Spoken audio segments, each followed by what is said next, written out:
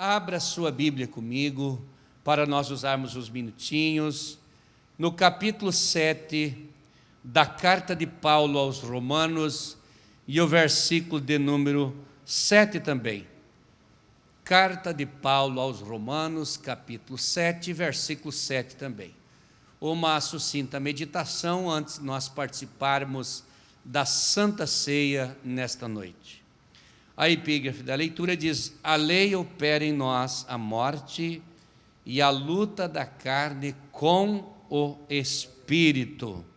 Romanos 7 e 7. Diz o texto: que diremos, pois? É a lei pecado? De modo nenhum.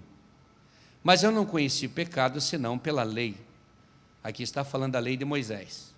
Porque eu não conheceria a concupiscência se a lei não dissesse, não cobiçarás.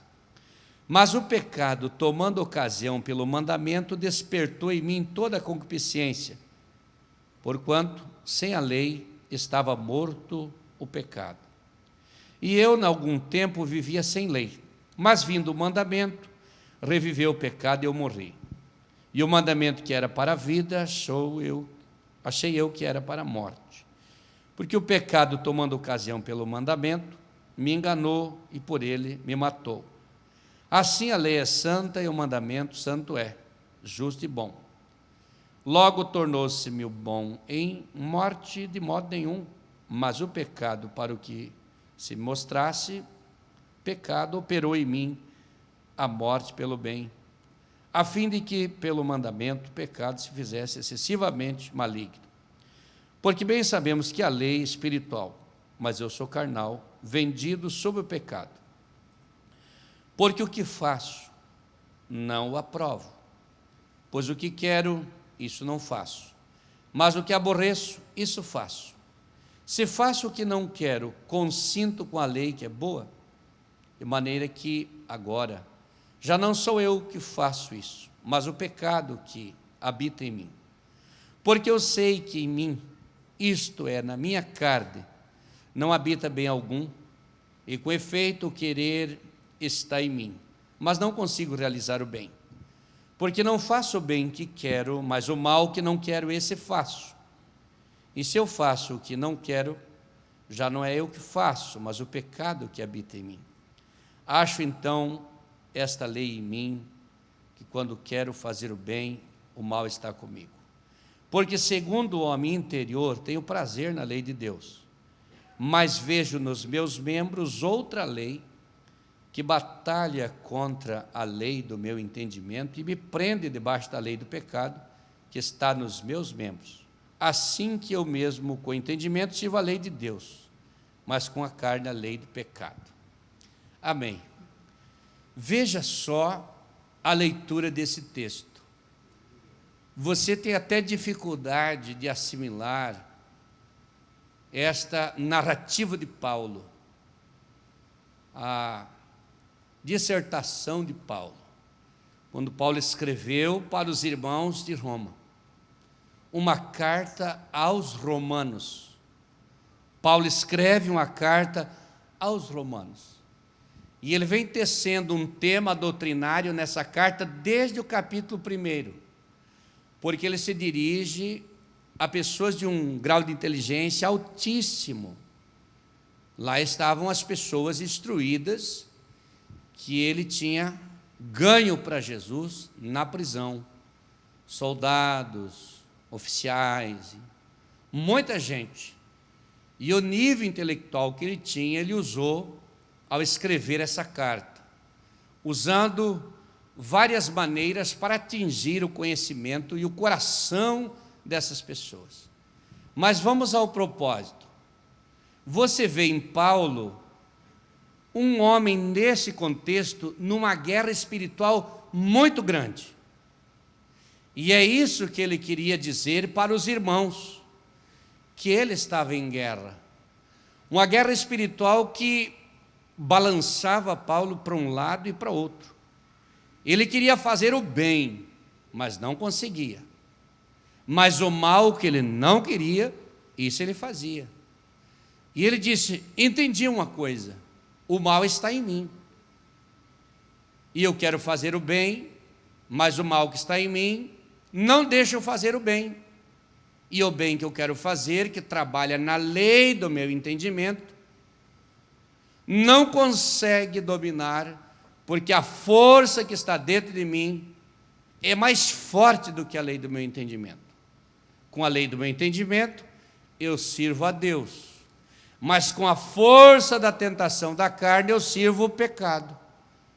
E eu estou nessa guerra. Ele estava em confusão e começa a se humilhar para Deus. E fala que quando o corpo espiritual se cria, o corpo do pecado diminui. Quando a força da carne cresce, a força espiritual diminui. E Paulo queria ser forte espiritual para ter domínio sobre a força do pecado e sobre a força da carne. Paulo estava numa guerra muito grande espiritual. Agora, nós podemos pegar esse texto para aplicar para as nossas vidas e pensar o seguinte: Paulo não era um grande apóstolo? Sim. Se ele estava em lutas? Sim. E nós? Passaremos por dificuldades semelhantes ou piores ainda, porque somos falhos e a maioria de nós, ou todos nós, não dormiríamos na rede de Paulo, porque Paulo tinha uma experiência grande com Deus, grande com a palavra e muito grande num contexto social generalizado. Era um grande conhecedor de todas as coisas, um profundo conhecedor. E ele sabia que Satanás, ele é real. Por isso, nós não podemos ignorar os seus ardis, as suas setas. Ele é real. A pessoa que, para aliviar a sua consciência, diz: Satanás não existe, ou isso não é verdade, ou isso não vai dar em nada. Não. Paulo tinha consciência que ele sabia que existia alguém usando duas armas contra Paulo. Satanás usava a carne, que era o próprio corpo dele. Ele perdeu a liberdade, ele usou a liberdade que ele tinha para ceder ao pecado. Podia, não, mas foi a força do pecado, da carne, da natureza pecaminosa. Não, foi antes disso. Ele usou só a liberdade que tinha. Então ele fez por livre e espontânea vontade.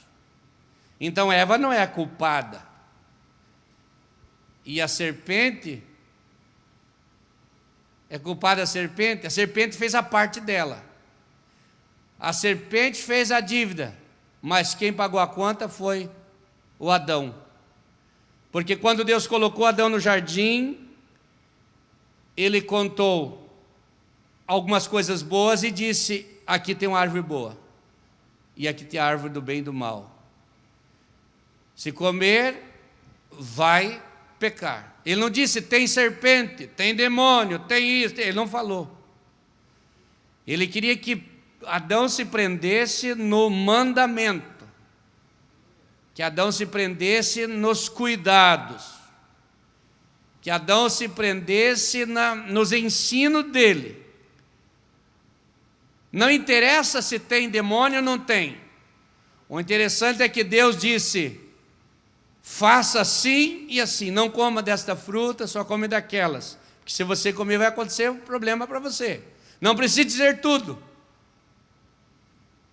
Às vezes a gente ignora os avisos de Deus e acaba cedendo a alguma coisa que quer nos tirar do foco. Você tem um alvo, você tem um objetivo, nós temos. Deus deu o objetivo e disse: vigie e siga. Não olhe para a direita e nem para a esquerda, siga. E nós acabamos cedendo aos ventos contrários e não chegamos no alvo. Foi o que aconteceu com Adão. E quando eu estava olhando para esse texto, fui anotando alguma coisa. O diabo fez a parte dele, mas a culpa foi do homem. Mas lá em Atos dos Apóstolos, capítulo 5, tu vai achar Ananias e Safira. Da mesma forma, Satanás induziu eles. Mas quem pagou o preço? Pedro chegou e disse: olha, por que vocês deixaram Satanás encher o coração? Não mentisse aos homens, mas mentisse a Deus. Mentisse ao Espírito Santo. Quem induziu eles foi Satanás. Mas o preço quem pagou foi eles. Satanás induz as pessoas ao pecado, faz força para lá e forças para cá, e a pessoa batalha para tentar sair daquela lamaçal, mas se ele errar, a serpente não estava mais lá, Satanás não estava mais ali visivelmente, mas quem pagou o preço foi Adão. Lá no Atos 5, quem pagou o preço? Ananias e Safira. Satanás dá a sugestão, mas não se responsabiliza. Satanás mostra a isca, mas esconde o anzol. Satanás mostra as coisas que são os espantalhos, as coisas que são a propaganda, dá uma sugestão. Mas se você ir, existe uma armadilha. Se nós formos na primeira ideia, estaremos presos. Segura firme. O inimigo não pode ter direito e nem domínio sobre a minha e a sua vida. Você é servo de Deus. Você é serva de Deus. Aleluia. Nós não vamos para o inferno por causa do diabo. Nós vamos para o inferno por causa do pecado. O diabo está solto. O diabo está por aí, invisível. Se Deus permitisse que os demônios tivessem corpos, disse um pregador, eles se bateriam uns nos outros nas ruas, impediriam os carros de andar e as pessoas também. Mas não é por causa dele que vamos para o inferno ou que pecamos, é por causa das nossas atitudes e por causa dos nossos pecados. Nós precisamos vencer Satanás, não em nós, no poder que emana da cruz, pela autoridade do sangue de Jesus. Nós vencemos Satanás, vencemos a força contrária, glória a Deus. Nunca vamos esquecer, a carne não se converte nunca. A carne tu pode alimentar ela ou não. A carne precisa ser morta. A carne precisa ser dominada. Paulo um dia se sentiu pregado: estou crucificado com Cristo. Não vivo mais eu, mas Cristo vive em mim. Estava morto? Ele estava crucificado, pregado na cruz. A força da carne tem que ser pregada na cruz, para que ela deixe o domínio para Deus, para que ela não faça a vontade dela. Ele disse: o que eu quero fazer não faço, não tenho domínio próprio, e o que eu não quero, isso eu faço. O bêbado vai caindo e levantando com a garrafa na mão e dizendo: eu não bebo mais cachaça. Mas vai para o bar chorando, até pregando a palavra, com a garrafa na mão, caindo e levantando e dizendo que isso não presta, que não vai mais beber, e bebendo, porque não tem domínio próprio. A pessoa que quer sair da droga pede ajuda, e a igreja ajuda, e a família ajuda, e nós temos que dar todo o apoio para as pessoas viciadas. Por quê? Ele está indo sem querer, mas está sendo arrastado por uma força que não é a dele. O pecado faz assim. A pessoa vai dizendo não, mas vai. Vai dizendo não quero, mas faz. E a palavra de Deus veio ao nosso encontro. Miserável homem que sou, quem me livrará desse corpo de morte que está amarrado em mim? Eu falei num culto aqui porque Paulo disse esse versículo, usando um outro contexto. Nas prisões romanas eram presos, colocados lá os presos que assassinavam, que matavam. E eles pegavam o corpo da pessoa que ele matava e amarravam nele. Amarrava nas costas dele, bem amarrado.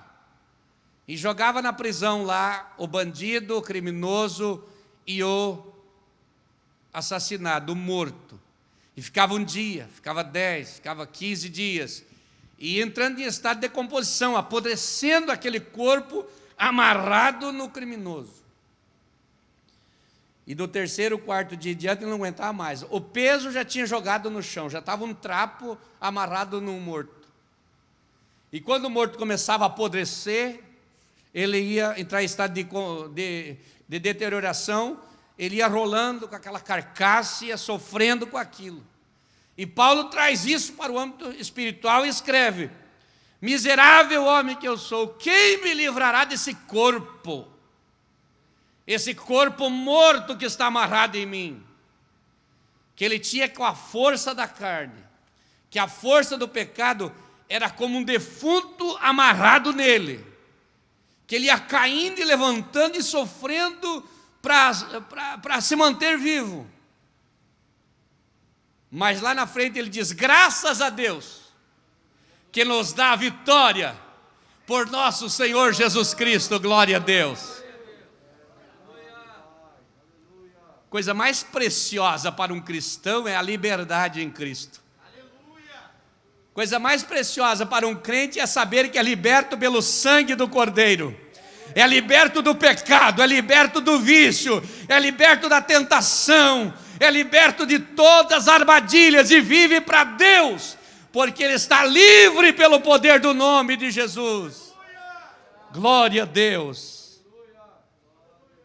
Nós expulsamos Satanás, mas nós não conseguimos expulsar a velha natureza,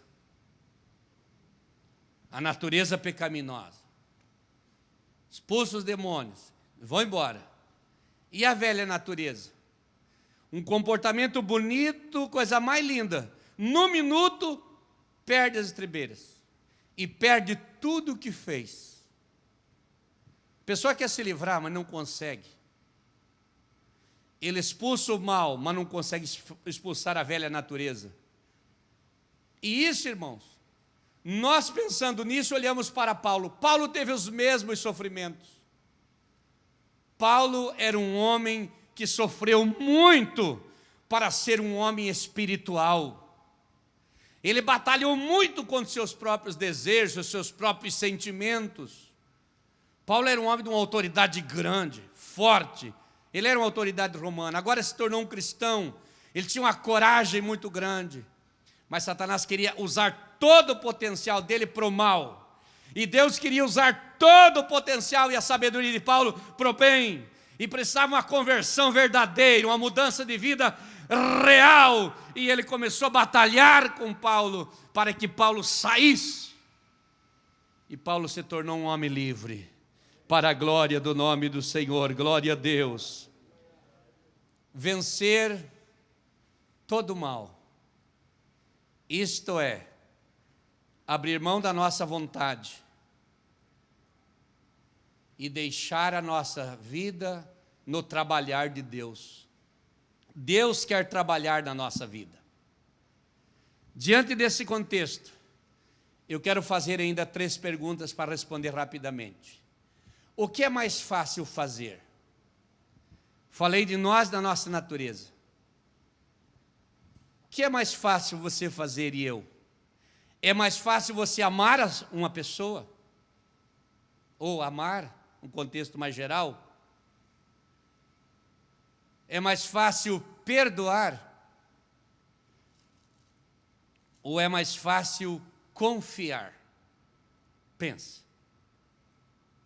Você viu a dificuldade que nós enfrentamos? Será que é mais fácil amar? Mais fácil amar, pastor. Amor não é muito por sentimento. Porque se o amor fosse por sentimento, nós iríamos ter muito mais dificuldade. Amor é decisão. Agora pensa, é mais fácil. 3 coisas eu coloquei aqui, diante da situação que nós, como cristãos, vivemos. Nessa batalha, vence, às vezes perde um pouco, se equilibra e vai, e Satanás lutando. Amar, será que é fácil? Amar é uma decisão. Vamos olhar na Bíblia, Mateus 5, 44, 45, não vou ler o texto, mas posso citar. Jesus disse: fazei bem aos que vos perseguem, amai os vossos inimigos, e uma série de coisas. Que sentimento de amor ele teve? Foi por sentimento que ele amou o inimigo? Foi por sentimento que ele amou quem ele perseguiu? Foi por sentimento que ele amou quem espancou ele, quem perseguiu, quem humilhou ele? Não, foi por decisão. Então não é fácil amar. Jesus disse assim: se você amar somente o que te ama, que galardão tereis? Você precisa amar os teus inimigos. Quando você vai para Coríntios 13, você vê a descrição do amor. O amor é benigno. O amor não trata com leviandade. O amor não suspeita mal. O amor tolera, suporta. O amor perdoa. Quantas coisas faz o amor? Mas daí você vai ler toda a situação, num contexto geral, e vai ver o preço que custa o amor. Você vai ver como tem que renunciar, como tem que tolerar, como tem que perdoar. Você vai ver as maravilhas do amor, mas o preço que tem para praticar o amor. Glória a Deus. É impossível amar sem custo nenhum. Não tem como amar sem custar alguma coisa. Amor envolve renúncia. Amor envolve decisão. Amor envolve propósito. Amor envolve seriedade. Decidiu amar. Não, pastor, não tinha entendido. Eu achei que não era bem assim, não. E lá no texto do capítulo 5, verso 8 de Romanos, Paulo escreveu: e Deus prova o seu amor para conosco, pelo fato de Cristo morrer por nós, sendo nós ainda pecadores. E outro texto diz, eu já citei em cultos aqui, por uma pessoa boa, pode que alguém ouse morrer, mas Ele deu a vida por nós, sendo nós ainda pecadores. Que amor é esse? Amar um criminoso, um bandido, um idólatra, um pecador, que não fez nada para conquistar ele, mas é decisão, é missão, é propósito, é seriedade. Glória a Deus. Meu Deus do céu. Fundamente seu amor no propósito e não fundamente no sentimento, e segure esse amor com a fé que Deus te deu. E eu olhei lá para o livro de Jó. Jó decidiu amar a Deus acima de todas as coisas. Amou acima dos bens materiais.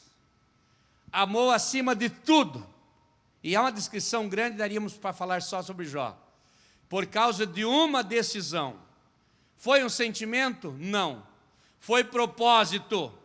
Porque sentimento de tristeza veio, de angústia veio, de depressão veio, de humilhação veio, de dor veio, de pobreza veio tudo contra ele, mas ele continuou firme, por questão de decisão e propósito. Ainda que ele me mate, eu espero nele. Foi o que disse Jó. Eu sei que o meu Redentor vive. E os moços para a fornalha vão aquecer 7 graus da fornalha. Vocês decidem, querem adorar a estátua que o rei fez, ou quer ser jogado na fornalha? Nós não vamos adorar a estátua. E se Deus não livrar vocês? Rei, é o seguinte, Deus é que sabe se vai livrar ou não. Ou ele livre ou não livre, independente da decisão de Deus. O nosso propósito é não nos dobrar para a estátua. Então vocês vão para o fogo, não vão ceder, nós não vamos ceder. E se Deus não livrar? Aconteça o que acontecer. E eles foram jogados na fornalha. Mas quando foram jogados lá, Deus nunca deixa o seu servo sozinho. Se você enfrentar, Deus é contigo. Se você assumir, Deus levanta os braços. Ele só quer uma decisão, e o resto deixa com ele. O vosso Deus pelejará por vós, e vós calareis. Moisés disse: vocês não temam, não temos inimigos, jejum e ore, se preparem, porque o vosso Deus pelejará por vós, e vós calareis. Glória a Deus. Glória a Jesus. Glória a Jesus. Deus está pedindo uma decisão. Há um inquirimento divino na minha alma. O Espírito Santo entra nas nossas vidas e nos convida a assumir uma posição de fé definida. Glória a Deus. Confie em Deus. Não confie no teu coração. A Bíblia diz: enganoso é o coração do homem e perverso. Quem o conhecerá? Não confie na tua própria força. Confie em Deus. Já falaremos melhor sobre esse negócio de força. Agora veja só.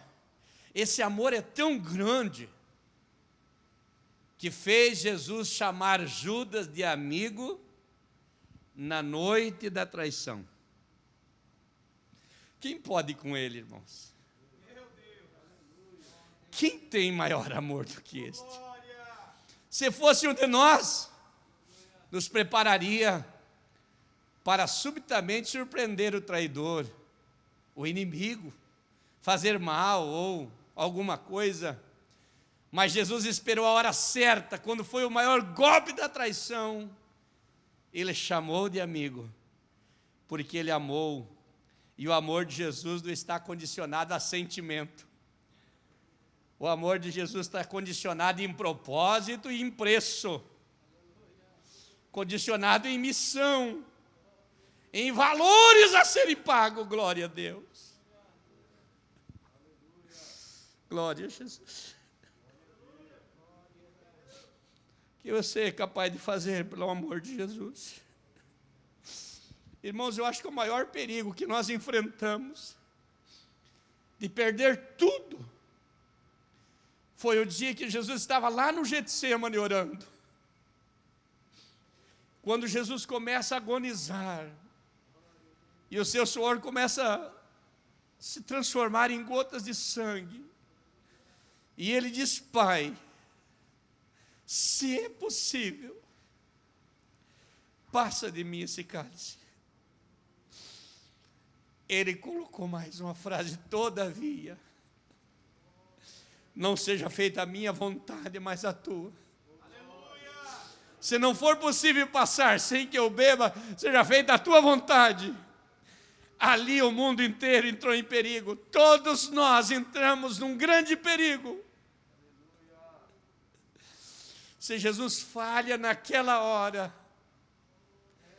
nós estamos todos perdidos. O pai ficou firme, o filho ficou firme, para que todos nós pudéssemos hoje triunfar na glória de Deus. Aleluia. É fácil você amar. É fácil amar. Qual o conceito que você tem de amor? Agora volte-se para a sua família. Por que estar de briga em casa? O amor que o irmão, a irmã tem como a compreensão do amor é sentimento, é paixão ou é propósito? É decisão? Entendeu o que é amor? Você viu como é bonito o Coríntios? O amor é sofredor, o amor não é leviano, o amor não trata com leviandade, o amor não suspeita mal, tolera, perdoa, tal. Viu o preço que tem? Onde está a decisão de amar? Não é fácil viver, eu falei no início.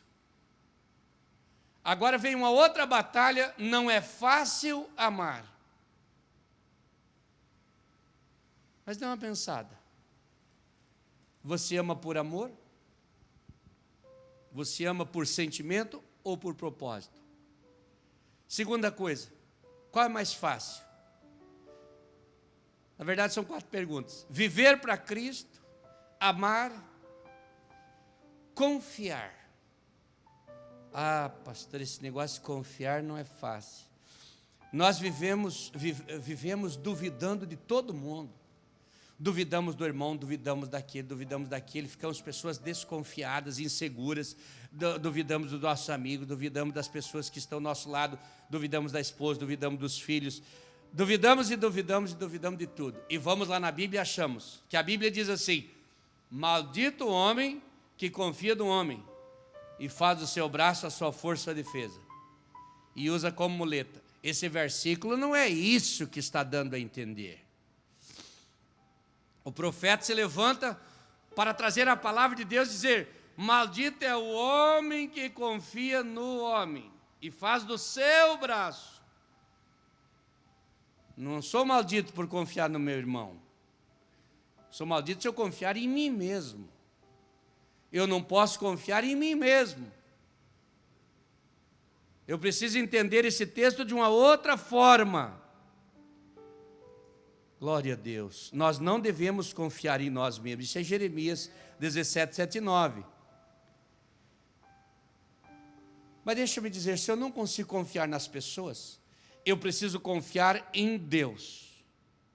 Porque se não houver confiança na minha vida com o meu semelhante, não haverá amizade. Se não houver confiança, não haverá amor. Se não houver confiança, não haverá sociedade. Se não houver confiança, não haverá aliança, não haverá propósito, não haverá entrega, não haverá relacionamento. Se eu não confiar, não tem nada disso.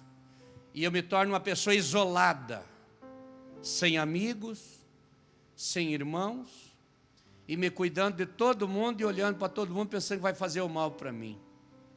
Mas se porventura eu tiver essa fraqueza, eu busco na oração e vou confiar em Deus. E Deus vai dar a revelação do certo e do errado. E eu vou passar a olhar com os olhos de Deus e confiar nos meus irmãos. Glória a Deus. Pastor, devo ser prudente? Claro. Ser prudente é uma coisa. Mas desconfiar de tudo, de todos, não precisa tanto assim. Por que Pedro andou sobre as águas do mar? Pedro andou sobre as águas do mar porque ele confiou em Jesus. Ele disse que é para ele: enquanto eu vou. Mas é o mar, muitos metros de profundidade, as ondas estão balançando o barco, tempestade. Pedro saiu do barco e foi andar. Isso é confiança. Confie em Deus, irmão.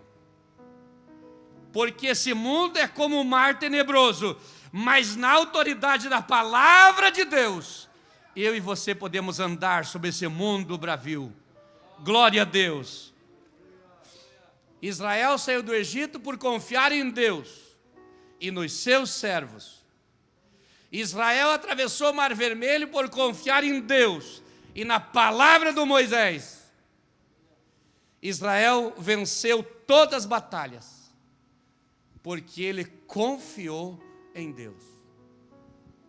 Rapidamente para nós encerrar. Qual é mais difícil? É eu viver para Deus? É eu amar? É eu confiar? Ou é eu perdoar? É fácil perdoar, pastor? Falar de perdão, meus amados. Nós pensamos que perdão é esquecer. Perdão não é esquecer. Perdão é devolver a honra. Perdão é devolver a credibilidade. Perdão é devolver a confiança. Perdão é rasgar a cédula da dívida. Perdão é fazer de um inimigo um amigo. Perdão é você isentar a dívida. Quem ofende, deve. Quem perdoa, perdoa a dívida. Perdoar é criar amigos no momento difícil. Perdoar é restaurar a honra de alguém. Hoje ainda atendi uma pessoa que há muitos anos atrás foi ferida por alguma coisa, mas diz que às vezes trabalhando é tomado por um sentimento de vingança. Às vezes na hora do café é tomado por um sentimento de vingança. Às vezes na hora do almoço, às vezes dirigindo o carro, às vezes numa festa, é tomado por um sentimento de vingança. E tem aquela dor. E a pessoa já se arrependeu e pediu perdão, rastejou, se humilhou e vive martirizado todos esses anos. Porque a pessoa ofendida não consegue perdoar. E fica ferindo e fazendo doer cada vez mais. E nós marcamos para fazer uma oração. Vamos orar para Deus nos dar graça, para Deus nos dar autoridade, para o Espírito Santo ter misericórdia de nós, para que quando nós orar por essa vida e colocar a mão no peito, saia a dor, saia o veneno, saia o mal. Porque a pessoa quer, na lei do entendimento, já perdoou. Na lei do entendimento já está resolvido. Mas dentro há um veneno trabalhando. O bem que quer não consegue. E o mal que não quer, esse está fazendo. Qual é mais fácil? Perdoar? As marcas da ofensa vão ficar. Cortou dedo, daqui 10 anos não tem dor nenhuma, mas o sinal está ali. Nunca vai apagar, nunca vai sair da memória. Você vê o sinal, você lembra a história, mas não dói mais. Você sabia que as marcas do pecado estão na mão de Jesus? Ele não esqueceu a história, mas não tem mais dor, porque a dor já foi sanada pelo amor. Você vai lembrar da história, mas não dói mais, porque Jesus já fez a obra completa. Glória a Deus! E Ele está trabalhando em nossas vidas.